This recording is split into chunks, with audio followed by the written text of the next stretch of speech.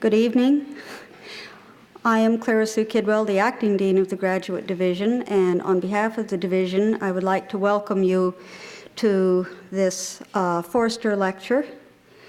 The series was initiated in 1928 with a grant from Edith Zweibrück in memory of some of her deceased relatives, and the topic was to be the immortality of the soul.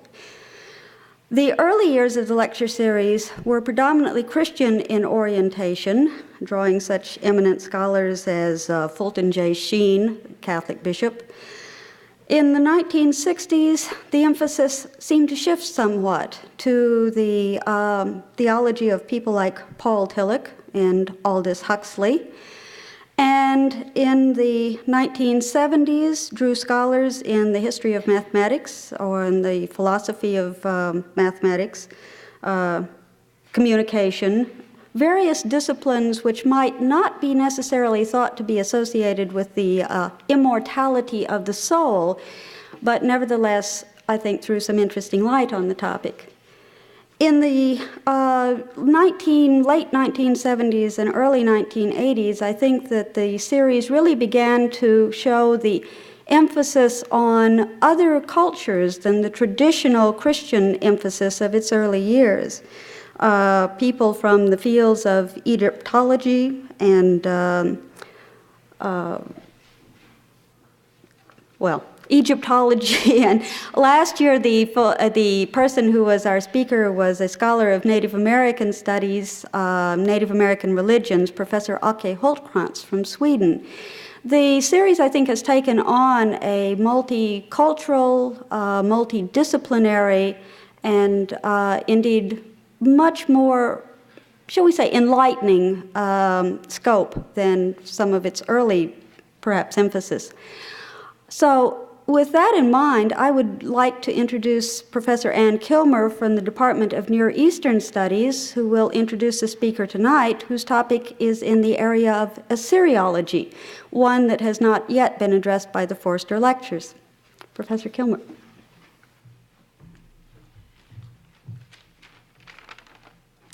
Thank you, Dean Kidwell. It is a great pleasure for me to introduce to you this evening my distinguished colleague and friend, Wilfred Lambert. Professor Lambert studied ancient Near Eastern and classical languages and literatures at Cambridge University. His current professorship in Assyriology in the Department of Ancient History and Archaeology at the University of Birmingham was preceded by a post at Johns Hopkins University, where he succeeded to William Foxwell Albright. Before that, Professor Lambert taught at the University of Toronto. Professor Lambert has, more than many, fought his way successfully through the difficult maze of cuneiform tablets and fragments that number in the hundreds of thousands. The result is that we have, from his pen, about 100 publications in the areas of ancient Mesopotamian literature, mythology, and religion. Two works that have become standards for the field of Assyriology are his Babylonian wisdom literature and, with A.R. Millard, his Atrahasis, the Babylonian story of the flood. At least two of his current works in progress, critical editions of the Babylonian creation myths and the Babylonian god lists, are sure to become standard and outstanding works as well. On the question of the immortality of the soul, Professor Lambert is surely one scholar who has given much thought to the subject. Professor Lambert, we welcome you to Berkeley and are eager to hear your lecture tonight on the ancient Near Eastern background of the Judeo-Christian concepts of life after death. Professor Lambert.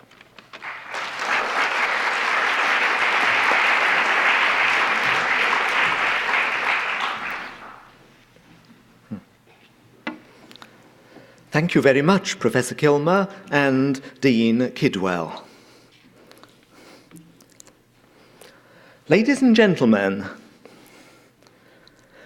the theme of these lectures has complications beyond those of many other academic topics. Death is a matter of emotion for all of us, so that we may not easily approach the subject with impartiality. It is like asking a physician who smokes whether tobacco smoking is harmful to one's health. Further, the very term immortal soul drops us firmly in the modern Western world, and so accentuates the difficulty of giving an impartial academic treatment, since we may be tempted to discuss the question whether there is or is not such an entity, rather than asking the more fundamental question of what, if anything, of human consciousness survives death. One way out of the difficulty is to get deeply involved in some remote area of human culture where we have no personal involvement. I could regale you with all kinds of details of Sumerian funerary practices and beliefs related to these in the ancient world. But by itself, that, it seems to me, would be both cowardly and not in the spirit of the series. The wording of the theme seems to imply a desire to keep in mind the practical, ever-present problem while investigating the matter in all directions. So, since my expertise lies in the ancient Near East, and since the European concept of the immortal soul is in part directly involved in ancient Near Eastern thought, it seems a reasonable compromise to present the ancient Near Eastern material in this wider context. It was the medieval church that firmly established the well-known Western concept that at death, an immaterial soul leaves the body and proceeds either to a heaven of bliss or to a hell of torment, or to a temporary purgatory to be cleansed through fire for eventual heaven. Some of this might not meet with universal approval any longer. Even the musical ones among us may not welcome the thought of twanging golden harps for eternity. So we tend to dismiss this as symbolic, not literal. Many are influenced by the idea that Christian charity and a God who is a loving Father are not easily reconciled to the concept of a hell and purgatory of torment. So, though we may have a sneaking admiration for those sleek, intelligent-looking figures with horns and tail, carrying a trident apparently borrowed from my alma mater, Britannia, in contrast to the bland, overfed look of the cherubic servants in the cosmic upstairs, many of us have tended to dismiss cosmic furnaces, even as spiritual gymnasia, while firmly clinging to the more appealing concept of eternal bliss for all in another sphere. This is a more democratic concept, after all, and much encouraged at funeral services, where our emotions may have the better of our rational faculties, and those officiating are in a very delicate and difficult position. For the Orthodox in the medieval church, there could be no such doubting. The doctrines and art were to be taken seriously. Thus, to take a random example, on the tombs of the local Landgrafen in the Elisabethkirche in Marburg in North Germany, each deceased ruler is lying in hewn stone on the top, and each side of the head, on a much smaller scale, are angels. So sure were these people of their doctrines of immortality that they were not content to assert that a soul left the body at death, but they had even decided exactly how and where it left the body, namely through the ears, So angels were stationed at each side to intercept the soul and take it to heaven, escorting it lest the devil and his angels should try to intercept it for their part and take it to the other place. One might easily receive the impression that the concept of at least the righteous going to heaven at death is an essential and constituent part of Christian faith. But historically, this is not so. Listen to Justin Martyr, who died about 165 AD. I quote now from his dialogue with Trypho, a Jew. "For if you meet some who are called Christians, but do not acknowledge this," he is referring here to the doctrine of resurrection, "if you meet some who are called Christians, but do not acknowledge this, but even dare to blaspheme the God of Abraham, the God of Isaac, and the God of Jacob, who say that there is no resurrection of the dead, but that at the moment of dying their souls are taken up into heaven, do not accept them as Christians." Justin is not quite as iconoclastic as this excerpt might suggest. He accepts that the soul survives death, that those of the just go to a nice waiting room, those of the unjust to a less pleasant one until the day of judgment, which follows the resurrection of the dead. He also believed that the soul is not inherently eternal and could be extinguished by God after punishment. New Testament writings are still further removed from the teachings of the medieval church. As in Justin, hope in a future life is centered entirely on resurrection at some future date when a judgment will take place. The intermediate state receives no attention.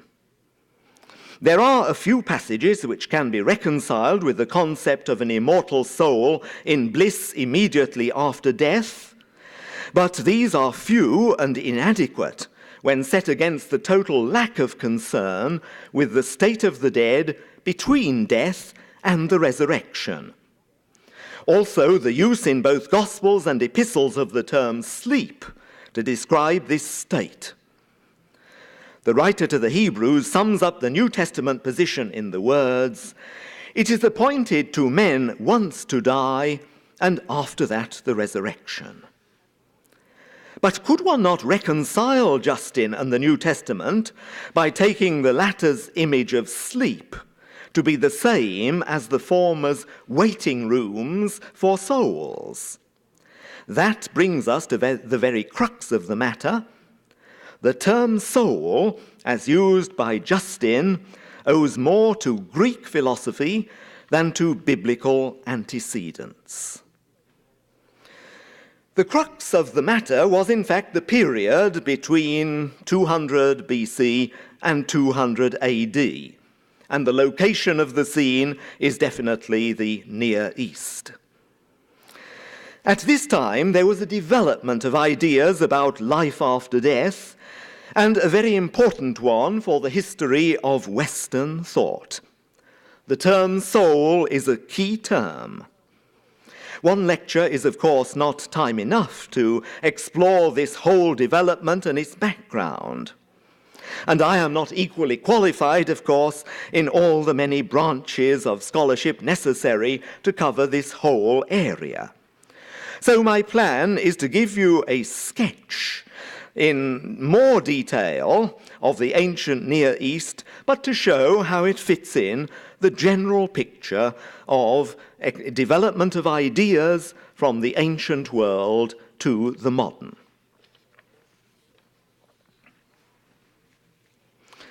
There are three main areas of the ancient Near East where beliefs about life after death can be followed in considerable detail: Egypt, Israel, and Mesopotamia. Writing was invented in Mesopotamia a little before 3000 BC, and very shortly thereafter, an indigenous system appears in Egypt. It took a few hundred years before the systems were developed enough to be used for literature which we can understand adequately today. But this had happened by about the middle of the 3rd millennium BC, and both cuneiform, as the Mesopotamian script is called, and hieroglyphs, the Egyptian system, survived right down into the early Christian era. The Egyptian views are very distinctive and more developed than those of any other ancient Near Eastern civilization.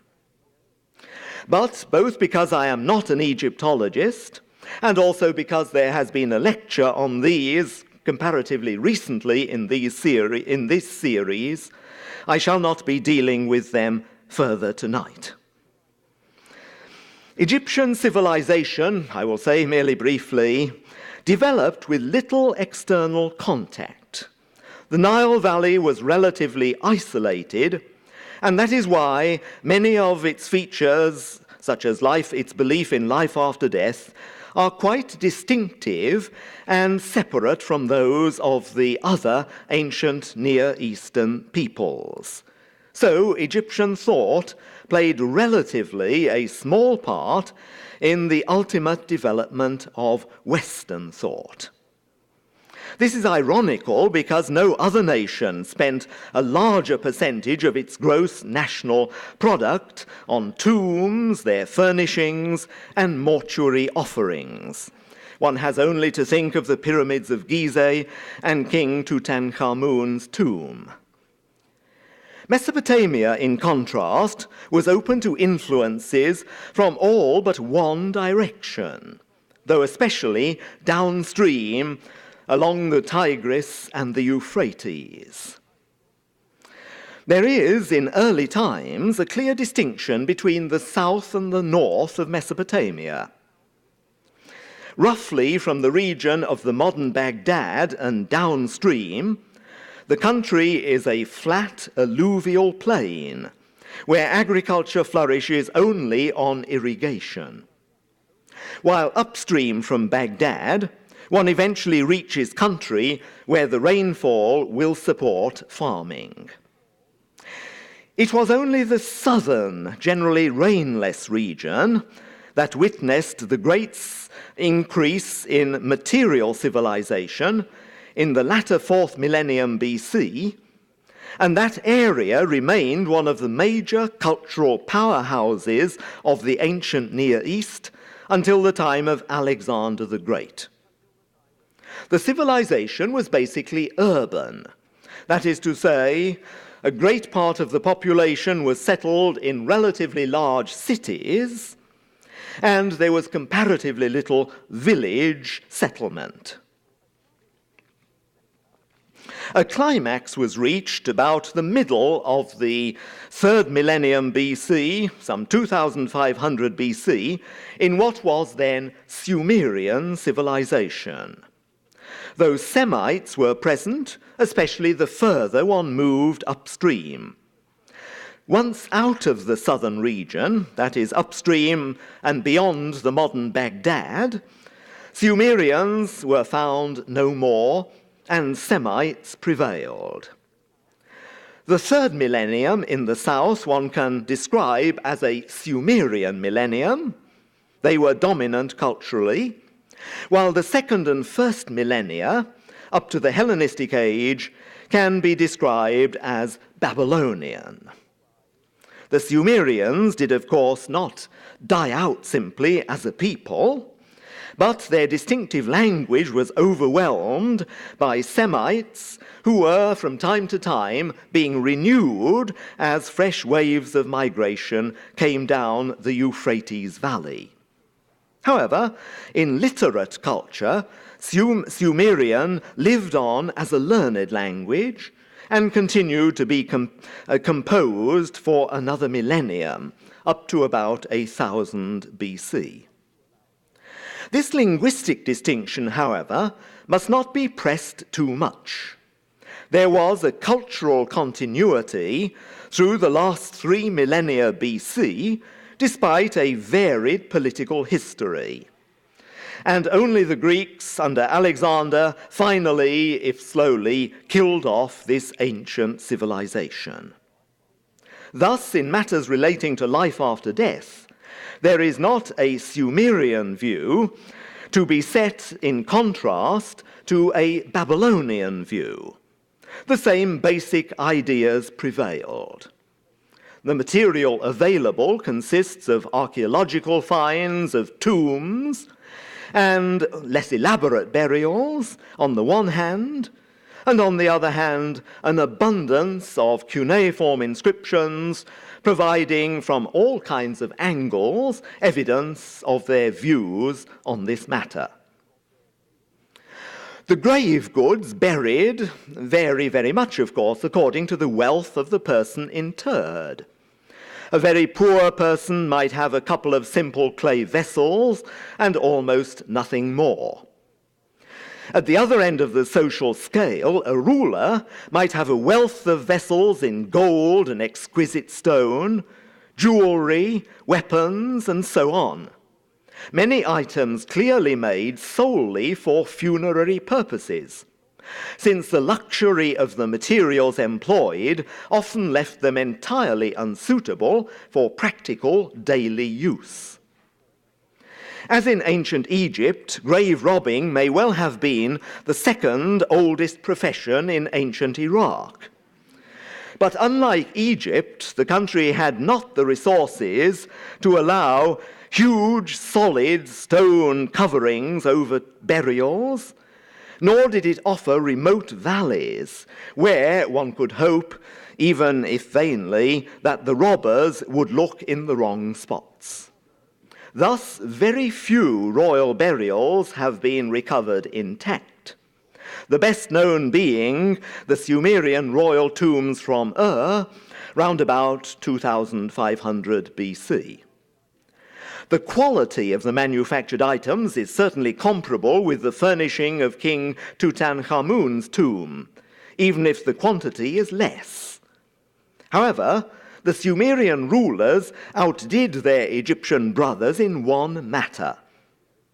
In Egypt, at some periods, there was a custom of providing a dead king with an entourage of servants in model form, wooden figures of men and women at their tasks, the like of which have belonged to toy shops in Western society. It is generally assumed that these were royal servants who would accompany their master to the next world, where they would continue to serve him. The Sumerians, about 2500 BC, accepted no such wooden substitutes, but took their actual courtiers and servants with them. No less than about 60 bodies, male and female, have been found around one tomb chamber at Ur. The remains of the bodies showed no signs of violence, so it is generally assumed that the persons were drugged while the earth was piled in upon them. No one, it seems, is disposed to allow that they were buried alive and fully conscious. This macabre custom, not known earlier or later in Mesopotamia, raises one question that is fundamental for the question of understanding Sumero-Babylonian attitudes to death. One might read into these archaeological facts that the kings in question were looking forward to a blissful life in the hereafter, like their Egyptian counterparts. Such a profusion of luxurious grave goods and the escorting retinue surely imply an optimistic anticipation. Yet all the textual evidence we have is uniformly pessimistic. Death is always an enemy. The next life is at the best a gloomy shadow of life on earth. It must be admitted that none of this written material that is known on cuneiform tablets is as early as 2500 BC. It is either second or first millennium in date. But with this knowledge, one can, of course, no less easily argue for the alternative, that the early Sumerian rulers shared the well-attested later view of gloom and tried to make the best of a hopeless situation that their powers and possessions in this life permitted. The results of modern grave robbing by archaeologists are, in fact, singularly uninformative about the ideas of the ancients. Babylonian texts especially allow a clear picture to be built up, and the diversity and range of the sources is such that one can justifiably hope that we do really have a window into the ancient mind. First, then, to summarize what can be learnt about general customs. Only interment was acceptable, not cremation, and it was important to keep the tomb undisturbed. Formal lamentation by friends and relatives was customary at death and burial, and offerings of drink and food to the dead at the burial place were usual. And there was even a technical term, caretaker, for the person, presumably the heir, who took responsibility for maintaining these offerings. Such a caretaker was also called he who pronounces the name, which seems to indicate that at the minimum the dead person was invoked when the food and drink was delivered at the tomb. Still another title of the caretaker was the libator of water, and at least in some periods the graves had drain pipes running into the ground to receive this liquid offering. All these attentions were made because, though the person was dead, his consciousness was not extinguished. There was an immaterial part of him, which I shall call a shade rather than a soul, which, if the correct funerary practices were observed, would leave the body and get safely down to the realm of the dead. Thus, though still conscious, he would continue ad infinitum a shadowy existence. The shades, however, might haunt the living and cause them trouble. The funerary practices were meant to prevent this. There are 4 simple factors which we may speculate largely explain this view.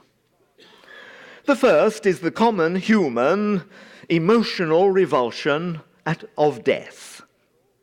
The second is the observable deterioration and disintegration of the physical body after death. In Mesopotamia, there was no elaborate embalming technique as was practiced in ancient Egypt. The third is the trust in psychic experiences. All down history, there have been those convinced that they had contacted dead relatives who were, therefore, still conscious. Finally, the suddenness of death, which changes alive into a dead body, encourages the idea that the physical body itself is not alive, but is animated by some kind of life principle, which quits the body at the moment of death. Breath and breathing are, of course, involved, as our own English word expire attests, meaning, of course, to breathe out. So, to the Babylonians and Sumerians, the shade left the body at death, and, with appropriate ritual prescriptions followed on earth, got down into the netherworld. The route varied according to which tradition one follows. In one group of passages, there is an entrance somewhere with a succession of 7 gates to ensure that once the shade got down, it could never get out again. The region is often called the land of no return. According to another set of passages, there was a river called the river Hubor, and this was a barrier like the 7 gates. A boat existed, and a boatman to ferry the shades across. This latter view is, of course, similar to that of the Greek river Styx with its boatman. The scene inside the netherworld is described in detail in a late Assyrian text. The text professes to give us a visionary experience of an individual who had a strong desire to know what the underworld was like and had this wish granted. The author has used every literary artifice open to him to create a feeling of dread. Fearsome judges waiting to pounce on new arrivals, demonic beings of monstrous form to carry out sentences, and the whole atmosphere reeking of a Nazi concentration camp.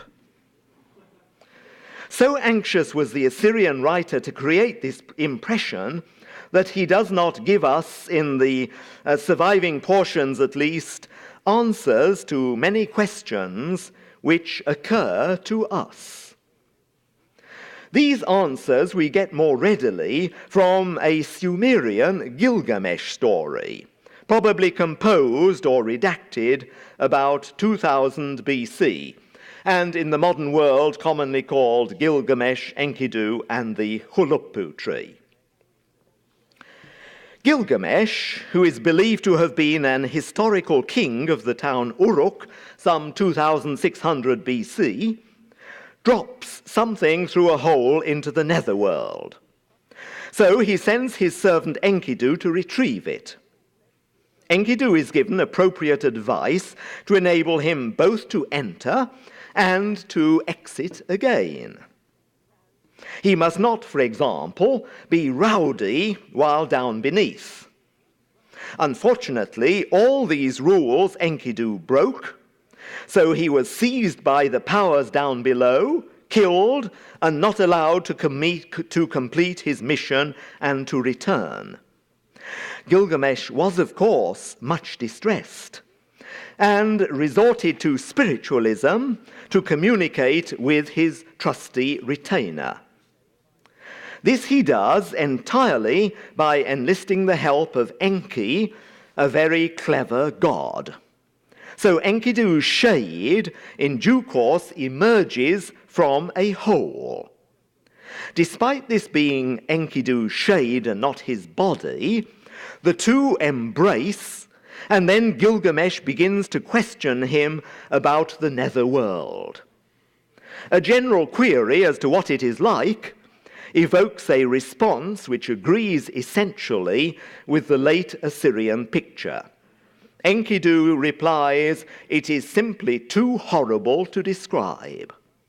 So Gilgamesh presses Enkidu about the fates of particular classes of people, evidently assuming that the shades were judged on arrival and given varying sentences within this essentially grim prison.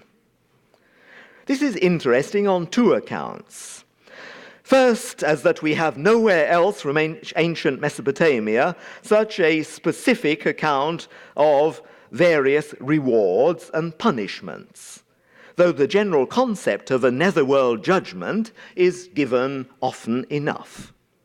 Secondly, it is especially interesting as giving norms of morality which are not generally known.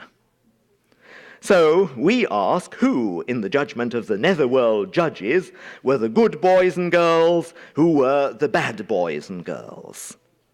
In family matters, it all depends on how many children one had. The man who died having only one son, I quote, weeps bitterly, and presumably for eternity. While at the other end of the scale, the man with 7 sons, I quote again, as one ranking inferior only to the gods, he sits on a chair and listens to the giving of judgment. So the highest reward is to be like a prefect at school, one who is invited to assist in the disciplinary processes of the place. The punishments are always negative rather than positive infliction of pain.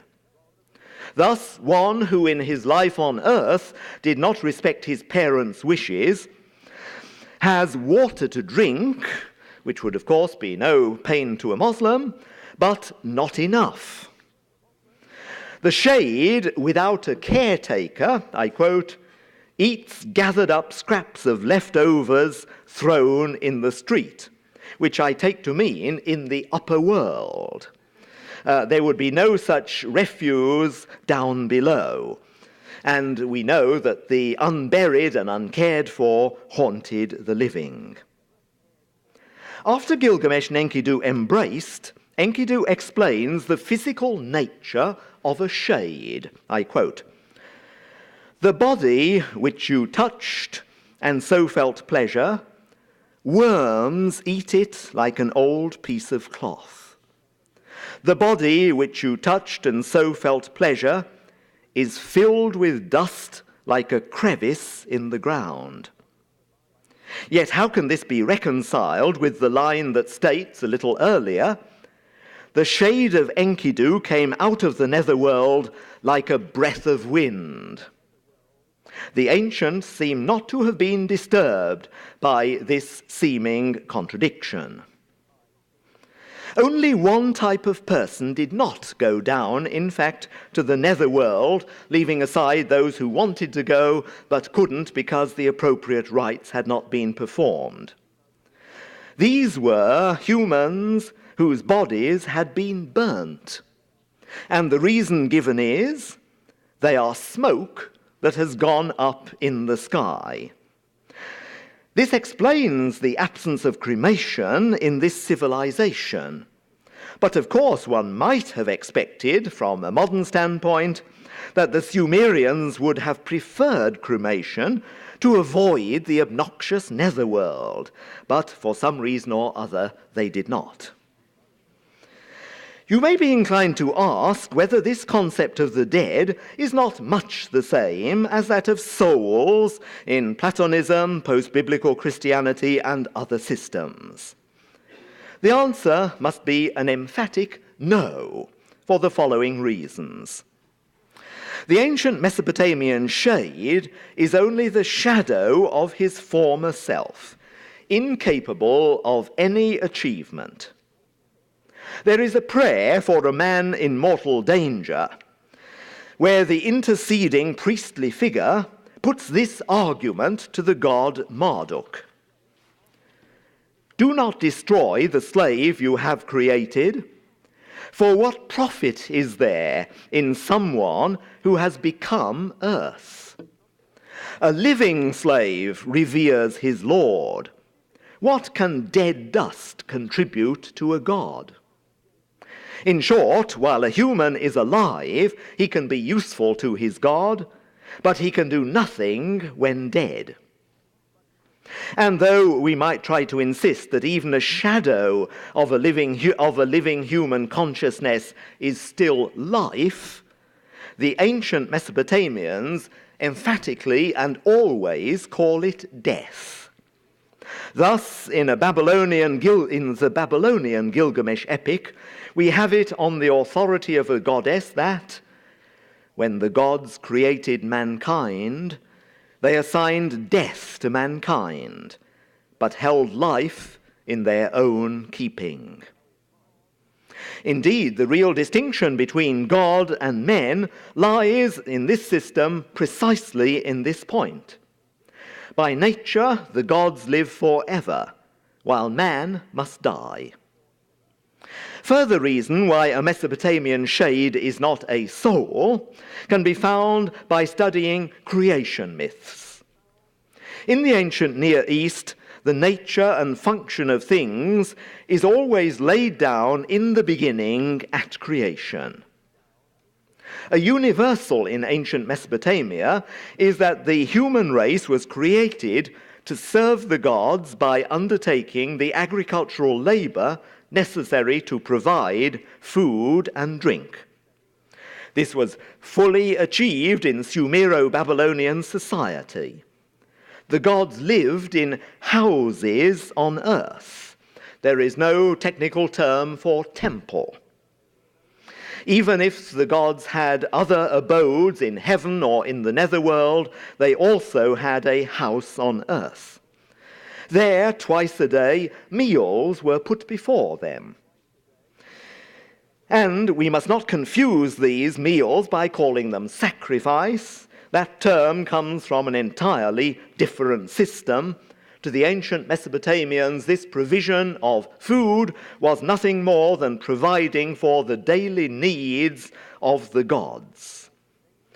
Thus, the human race was conceived to serve a very practical function, and there is no obvious reason why such a servile species should have a spark of the divine in themselves unless it were for this particular purpose. Certainly not to live forever in realms of bliss.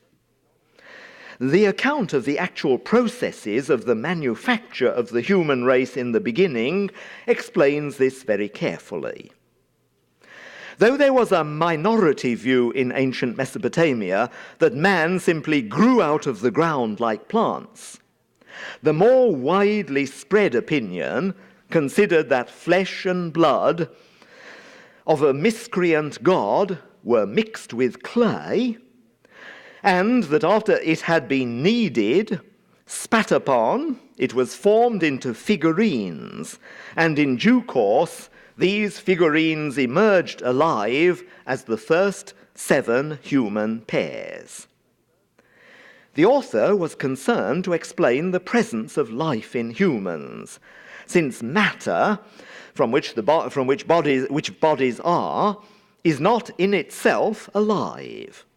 So the use of divine flesh and blood in his initial creation, we are told, resulted in man having a shade which lasts after he dies. But man's cosmic function is restricted to his physical body. At first, man was not decreed to be either mortal or immortal, but he had power to reproduce. So, overpopulation resulted.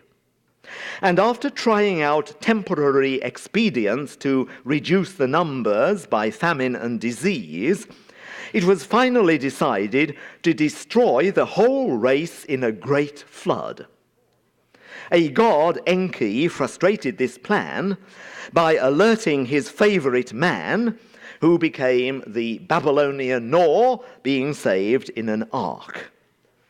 When his survival was discovered, the rest of the gods conferred, and after bickering, 2 decisions were taken. The first was that the man who had escaped alive the otherwise universal destruction should be made immortal like the gods and be settled on a remote spot at the very edge of the universe. The second decision was that while those lucky individuals of his family would be allowed to continue living on the earth, a permanent solution had to be found to the problem of overpopulation. The main point adopted was the institution of death to compensate for birth. After this brief summary of what is called the Atrahasis story, I think you may see my point in stressing that the Sumero-Babylonian concept of survival of death is not comparable with the Platonic or Christian concept of the soul. The Mesopotamian netherworld was a loathsome place for vestiges.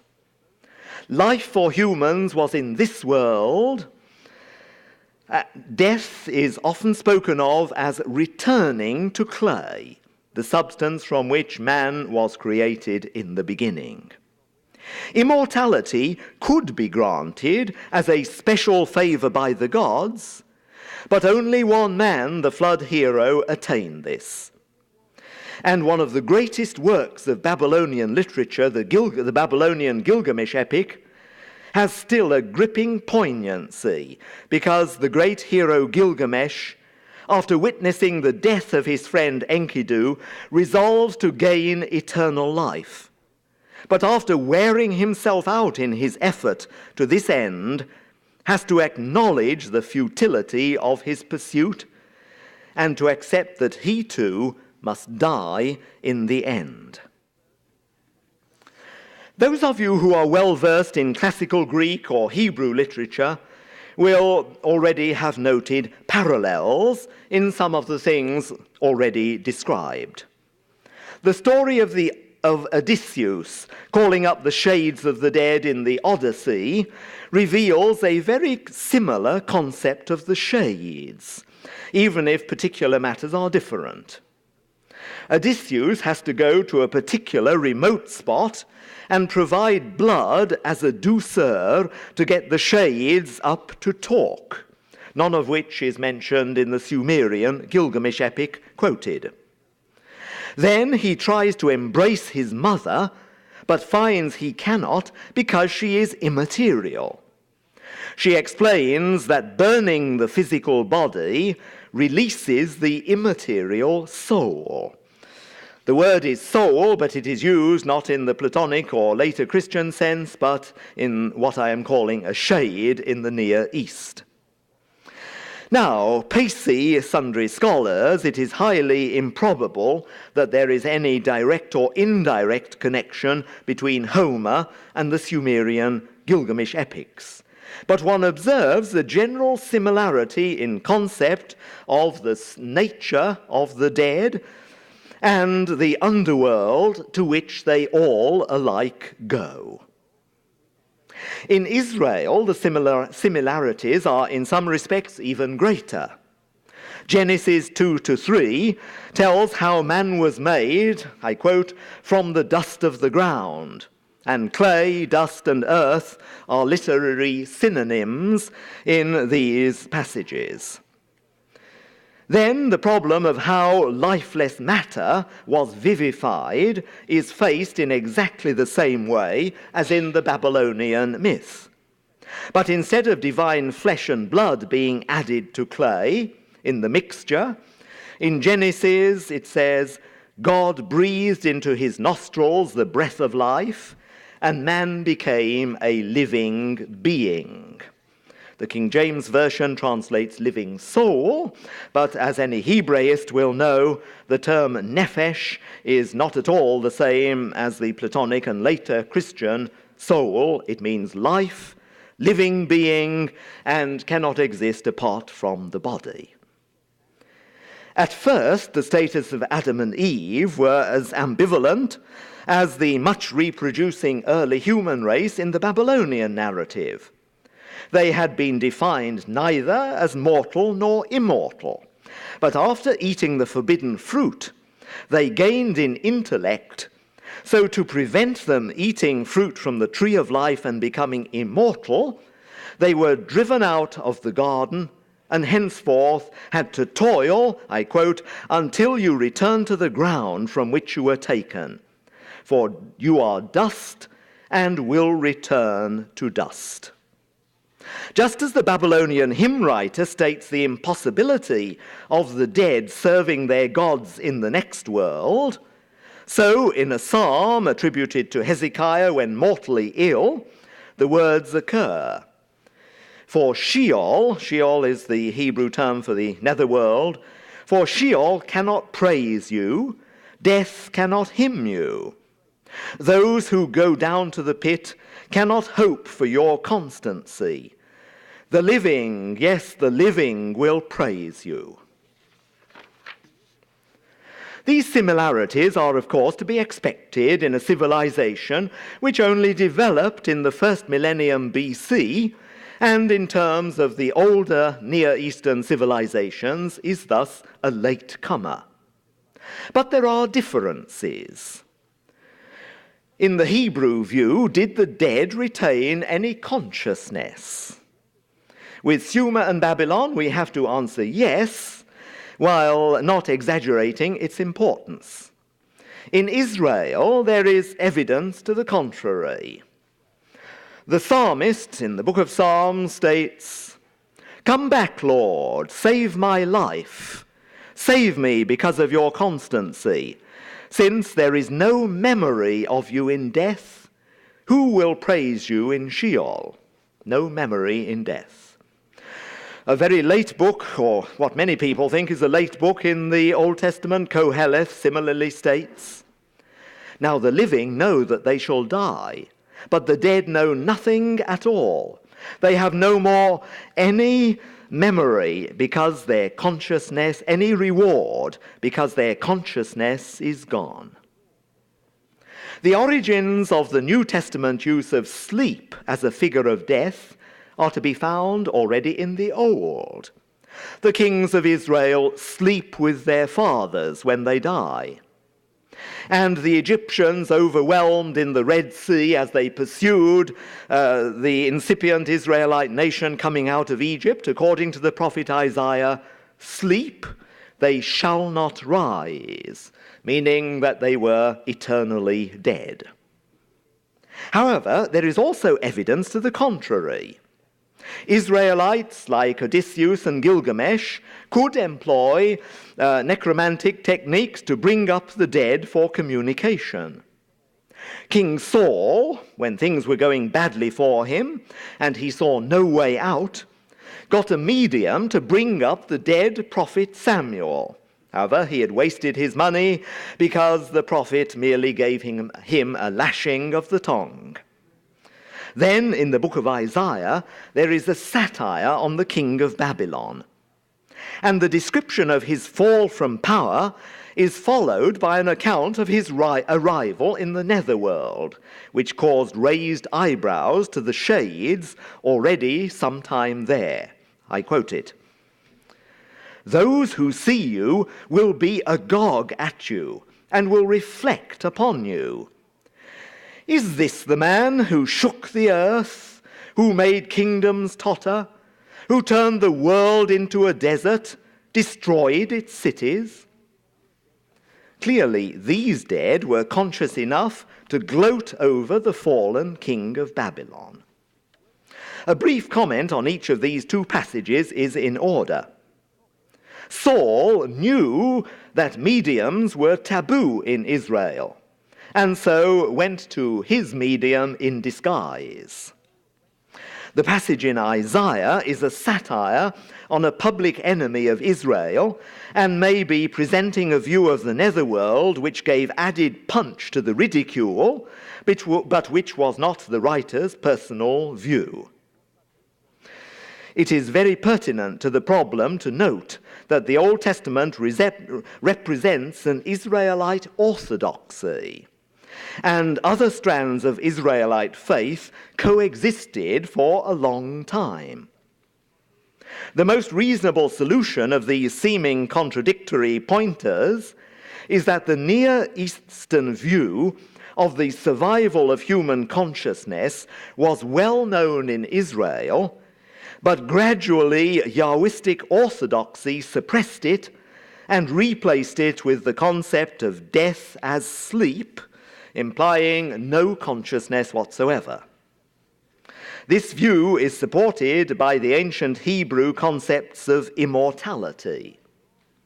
As in Mesopotamia, God could grant immortality to a particular individual as a special favor. The antediluvian patriarch Enoch was so made immortal. And the accounts of the ends of Moses and Elijah may perhaps imply the same. But, as in Mesopotamia, this was entirely exceptional. It was of no relevance to the mass of humanity. In much of the Old Testament, there is no clear hope of any life after death. Job, for example, would have had a much simpler problem to discuss had he been able to look forward to a reward in the next life. And both collectively and individually, Israel were encouraged to hope that God would reward them in this life for obedience and devoted service. When, in the later books of the Old Testament, a doctrine of immortality for humans does appear, it is not based on any continuation of human consciousness after death, but entirely on the idea of resurrection, that at a climactic point in history, the dead would be raised and judged. The clearest and shortest statement of this occurs in one of the latest books of the Old Testament, the book of Daniel. All who sleep in the dust of the ground will awake, some to eternal life, some to disgrace and eternal abhorrence.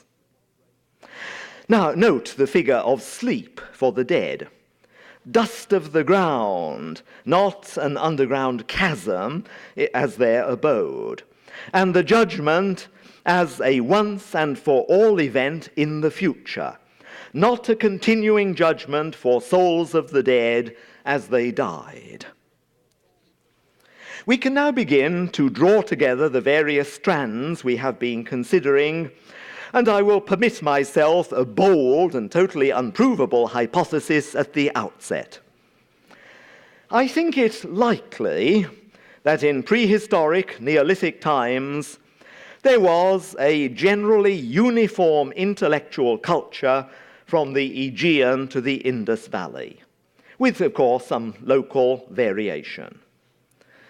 The evidence on which this idea is based is necessarily tenuous, but a few examples of what it is based on can be mentioned. The concept of a pantheon of gods is remarkably similar as between the Sumero-Babylonian pantheon of ancient Mesopotamia and the classical Greek Olympians. Ideas on the beginnings of the universe are remarkably similar from Homer in the West through Hittite Anatolia, ancient Syria, Palestine, ancient Mesopotamia, and to the earliest Sanskrit literature in the East.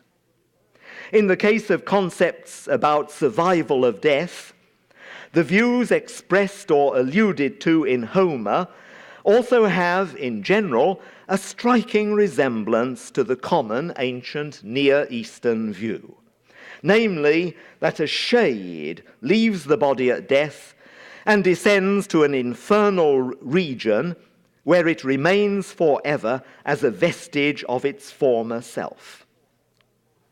Though I have used only Mesopotamian and Palestinian evidence, there is more, for example, Phoenician and Aramaic. The Israelites also knew this view, but among them the Orthodox came to reject the idea of an underground realm inhabited by millions of feckless shades, and instead looked on death as a sleep. And at the same time, there arose the idea of resurrection and last judgment, at which the righteous would be granted immortality. This Orthodox Old Testament view continued in Judaism for a time and is faithfully reflected in the New Testament. But at this time, a battle of ideas had begun. The old Greek Homeric view, which is so closely related to a common ancient Near Eastern concept, was challenged by Greek thinkers. And though Plato is the best known, he was neither the first nor the last to argue that there existed an extremely precious soul in humans, which was merely a kind of tenant in the mortal body, and which continued into eternity, being released from its temporary abode at death. With the spread of Greek thought in the Hellenistic age, this idea began to take root in the Near Eastern world. And already in the 1st century before our era, in, for example, to take only one case, the Book of Wisdom, there is a very characteristically Greek concept of the soul. And in due course, both synagogue and church assimilated this originally Greek notion of the soul. The older Judeo-Christian view of immortality as a reward at the Last Judgment was not rejected, but was kept on somewhat inconsistently. Because if one is transported immediately at death to realms of eternal bliss, a judgment and reward or punishment at the last day is, for the righteous, something of an irrelevance. In case you might wish me to pursue this question, whether, for example, the church and synagogue were right or mistaken to change their opinion in this way, I can only reply that my subject is descriptive, to describe what happened, not to pass judgment. The benefactors who established this lectureship decided that there should be an annual lecture on the subject. And were I in a position to give you the final truth tonight, next year's lecture would not need to take place. So I commend to you both the wisdom of our benefactors and next year's lecture. Thank you.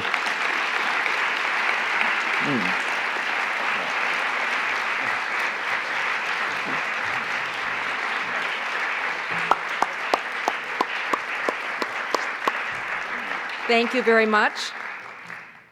Professor Lambert is kind enough to answer any questions that anybody might have. And I think you can field them yourself from the podium if you want. So please feel free. No, try to answer, not necessarily answer until I hear them. Yeah. Do you have any evidence of Zoroastrian or Mithraic. Yes. even Manichaeism? How did that work? Well, as you were told, I studied first classics and then Near Eastern languages, the ones I took being mainly Hebrew, Akkadian, and Sumerian. And having worked in certain areas at first hand, I am very skeptical of those who only operate at second hand with translations. And while I could, on the basis of translation, say something about the matters you raise, it would only be at second hand, and my feeling is this is not appropriate. So you can go to any encyclopedia and find out, but the evidence for the first one, Zoroastrianism, is extremely tenuous because of the length of time between the presumed life of the man himself and the earliest written records that contain evidence of this kind is so great, and the possibility of changes in the middle and influences of all kinds that one really doesn't know. Opinions exist. Mary Boyce has recently written such a book and on the history of Zoroastrianism, 2 volumes. I think more are coming, am I right? Anyway, at least 2 volumes of about 600 pages. You can look in those and get a first-hand opinion. And only 2 weeks ago, I met a great scholar in this subject and asked his opinion of Mary Boyce. And he said that, while Mary Boyce was quite entitled and was very learned, by no means everyone would agree with this who was in the field. And that is how it is. With Mithraism and so on, one is in a rather better position, but I personally cannot give it to you at first hand, and I think I ought not merely to repeat what others have said when, having worked at first hand in particular areas, I am shocked to discover how wrong such second-hand sources often are. Yeah. I heard you correctly, I think, when you said that the Greek idea of life after death changed, was transformed from sort of an idea similar to the Babylonian or the Sumerian that had shades to a precious soul. Yes. And I want to know, does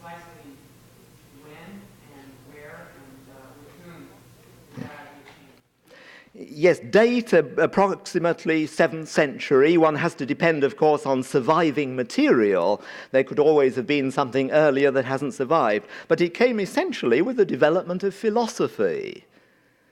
And one wonders if this has something to do with why this particular change came. Philosophers think with the mind.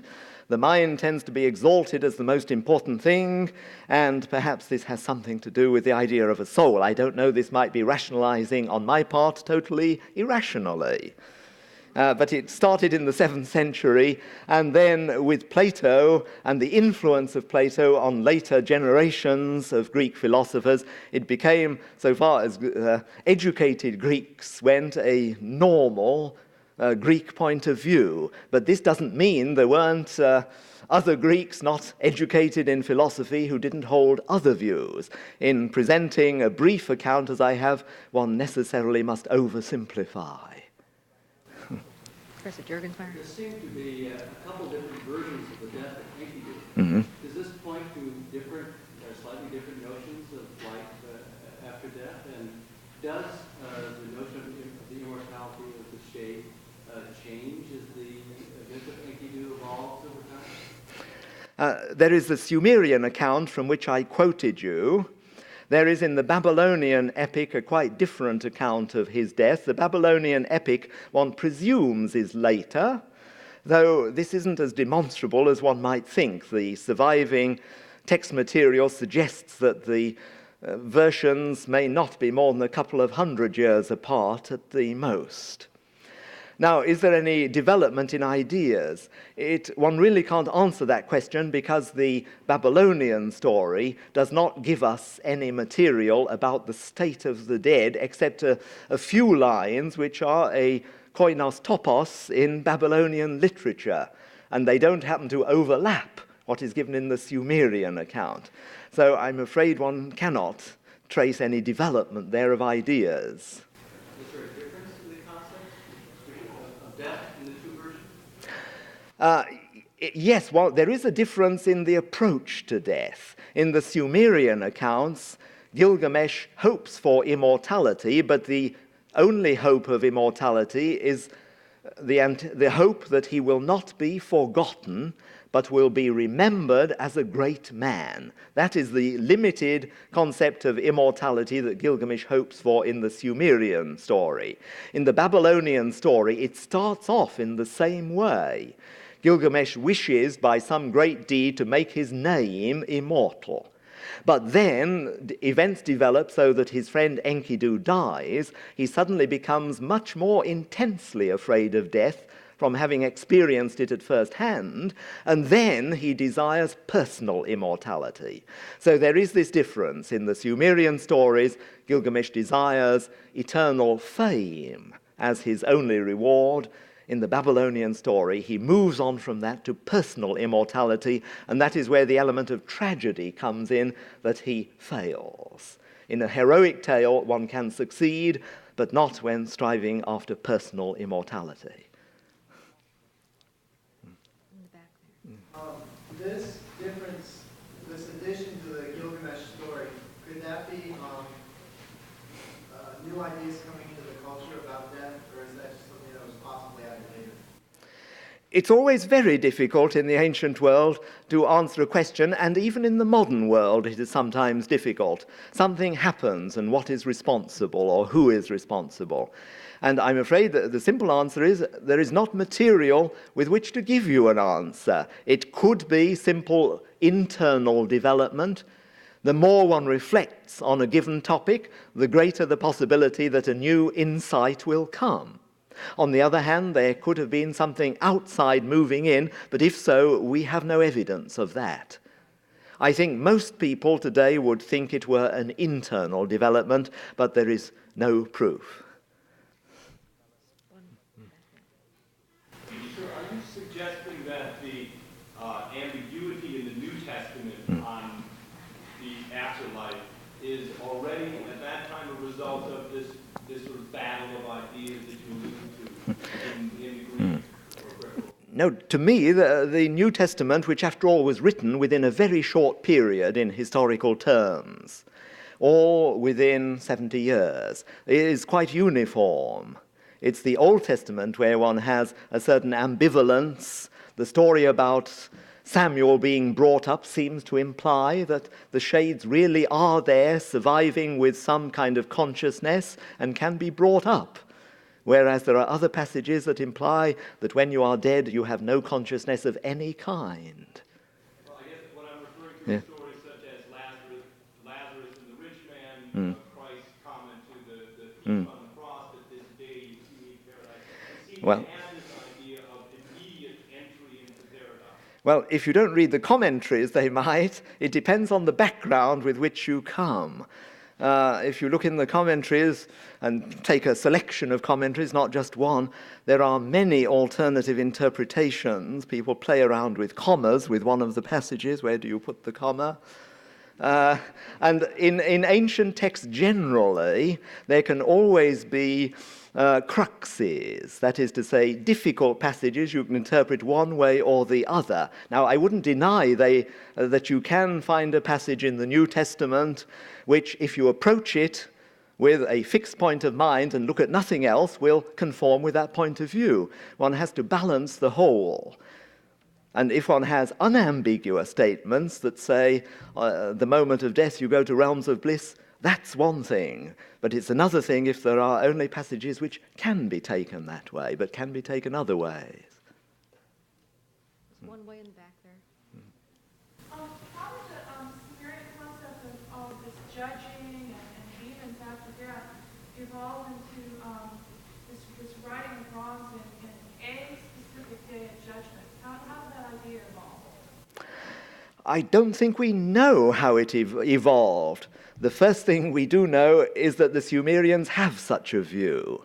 As soon as we have enough information about the Sumerian concept of the next world, there is an underworld and there are judges in it. And furthermore, there is a cosmic aspect of this. The sun and moon, namely the sun god and the moon god, met at the end of each month in the underworld for judgment. So it is already there, and there is nothing from which one can answer the question, how did it come? My own suspicion would be it's related to the innate sense of justice that we all have. And if in this life you can't see cosmic justice, one then tends to think it must be in the next life. Earlier in your lecture, you mentioned how the Sumerian kings and their servants buried with them, and that you suspected that they were drugged since there was no sign of violence. I was wondering if the Sumerian culture could have been such that the servants would have voluntarily gone. Well, we have evidence, of course, from recent Iran, do we not? You are quite right to raise the question. I think my wording implied this. I said nobody's had the courage to suggest they sat there fully conscious as the earth was poured in on top of them. But that is modern reaction, and you're quite right to raise the point, but I don't know that we can answer it positively one way or the other. In Ishtar's descent to the netherworld, she threatened to open the gates of the netherworld and release the shades on the earth. And this would be terrible destruction. If the shades are not able to do anything, then they're not able to achieve. How would this result in a terrible destruction? Well, what they do is consume offerings of food and drink. And if they were let out, they don't have any energy, it appears, with what they do otherwise than to consume more. But that was what you provided them with, the food and drink, and if they were let out, because they are so many, because, you see, there is never any diminution, only a constant increase. There are so many that they would eat up all the food and drink all the liquid on earth, and that would result in starvation. The human race would die out of starvation.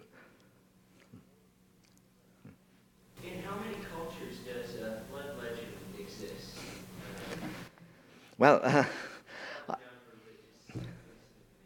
Well, you have to ask two questions in order to answer that adequately. First, are all flood stories related? And obviously not necessarily so.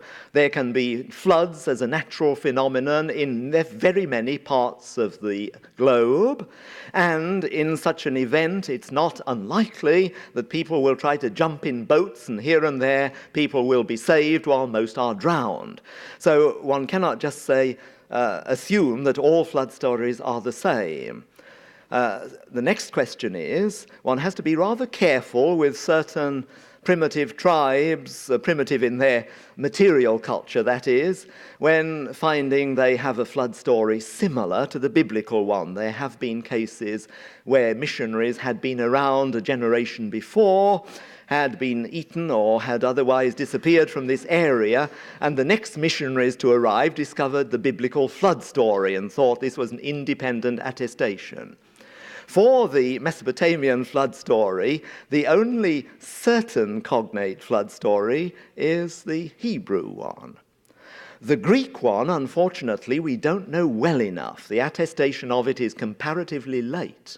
If we had earlier evidence about the Greek flood story, it might turn out it too is based ultimately on the Mesopotamian one. But you don't, for example, in Egypt, I believe, find a flood story. And flood stories in the North American Indians and so forth, I presume, are entirely separate.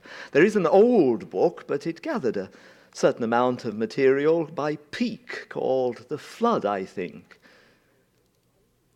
And also, I think Sir James G. Fraser wrote something collecting traditions of the flood in a book. So one can read this up, but as far as the biblical flood goes, there isn't much that one can say is certainly related.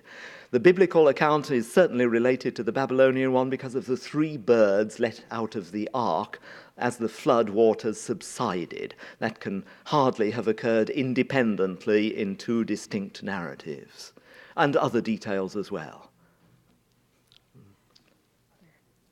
In the story of Inanna's descent to the underworld, isn't she killed, and how is that possible? Ah, yes. Now, I was very careful in my wording. I had only an hour, so I couldn't develop it. I did say, by nature, they lived forever. A god could not die through getting old and eventually, as a human does, dying. But a god could die an unnatural death. Gods can battle and kill each other. That's a strange distinction, but that is the distinction that is made in Mesopotamian literature. A god can die unnaturally, but not naturally. Yeah. I believe somewhere in the Gospels that Jesus is asked the question of whether he is Elijah or not. Whether he is Elijah or not. Oh, yes. This seems to me somewhat suggestive of an idea of reincarnation, being in the area, at least by the questioner of him. Well, come from, how early on the scene, and from where? yes, the background to this is rather simple. There is a prophet in the Old Testament from which it appears that Elijah is going to come before the great day. And Jesus was seen as the one who was coming before the great day. And therefore one needn't interpret this as reincarnation. One can say he is the new Elijah. He is taking the place of the old Elijah. You see, it's the same as with the question of an immortal soul. One has to look at the whole of the work and not merely one passage, because it's always possible to take an individual passage out of a text in the light of something that is alien to the text itself. If one could find reincarnation elsewhere in the New Testament, then it would be a very legitimate question to press. Does not this mean that Elijah is reincarnated in Jesus?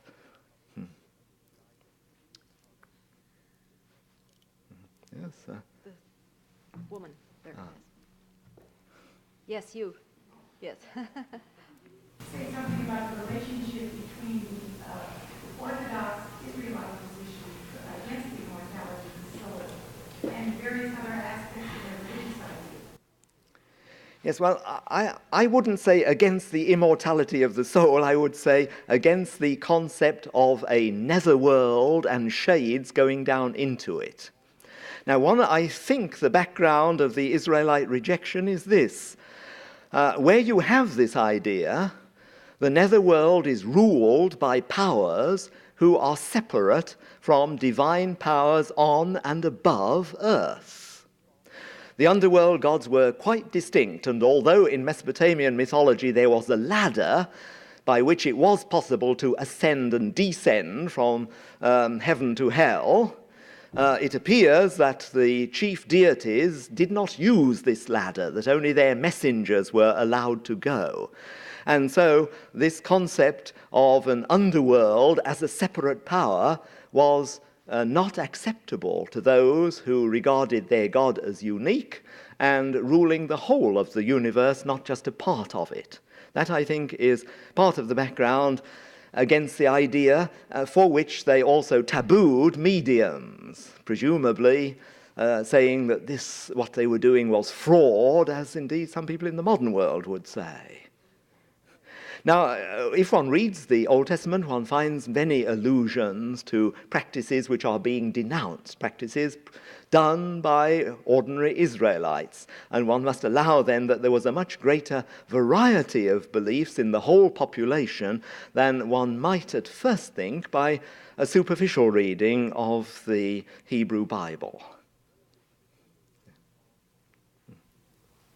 Yes, in one of the quotations that you read from the Gilgamesh epic, Enkidu was speaking about what happens in the land of the dead, and there's a very keen sense of the decay of the physical body, worms are going to eat it, and all this stuff. This seems to be very much in contrast to the later idea of the resurrection of the dead. My question is that resurrection of the dead a corporeal resurrection? Are people going to assume bodies, or is it not? And if it was a resurrection of physical bodies, where did it come from? Well, now, the question of where resurrection comes from, that is a difficult question like any other question. Where does it arise? We can speculate. We have no direct evidence. But the question you raise is already answered in the chapter read rather commonly at Christian funerals, 15th chapter of the first letter to the Corinthians, where the apostle makes a distinction. He says there's a natural body and there's a spiritual body. And in a sense, there is a contradiction in that term, spiritual body, but one can see what the apostle means. He means that the dead entity is not a good word, what should one say? The dead person, let us keep person, but remember we're not thinking just in terms of a body. The dead person is an individual, but he is not a physical body. That would be the answer of the apostle. At resurrection, each individual is still an individual, not absorbed into a world spirit as in some Oriental religions, but while being an individual, he is no longer physical, and the same comes from the teaching of Jesus. One more. Yeah. Let's have that last one, perhaps. Can you draw any direct correlations between the generally unpleasant qualities of the Mesopotamian netherworld and medieval Christian notions of eternal damnation? I didn't quite catch that. Did you hear? I didn't. Could you speak a little louder? I'm sorry. In the beginning, you talked about the medieval Christian church and the notion of eternal damnation. Eternal damnation. The rise of that notion can be traced back to the generally unpleasant quality of the Mesopotamian netherworld. The general which quality? The connection between the notion of eternal damnation in later Yes. thinking and the Mesopotamian notions of the unpleasant qualities of the netherworld. Yes. Well, it is a very difficult gap to fill. The reason being that cuneiform died out only finally in the 2nd century of our era. But very few people outside the clique of priestly families, finally in the city Babylon itself, could read it. and so cuneiform writings were not available generally in the ancient world. How far Babylonian priests were interested in passing on their views to others is not known. There was one Babylonian priest, Berossus, who composed a work that unfortunately very few people in the ancient world seem to have read. So I don't think we are in a position to follow the possibility that there is a tradition, but I am not sufficiently expert in the medieval church even to begin to do that myself, I'm afraid. Well, I think we shall let you off the hook, as we say. And thank Professor Lambert once again for a very stimulating lecture. I think that all the questions certainly reveal that everyone took a great deal in and enjoyed it very much. Thank you again.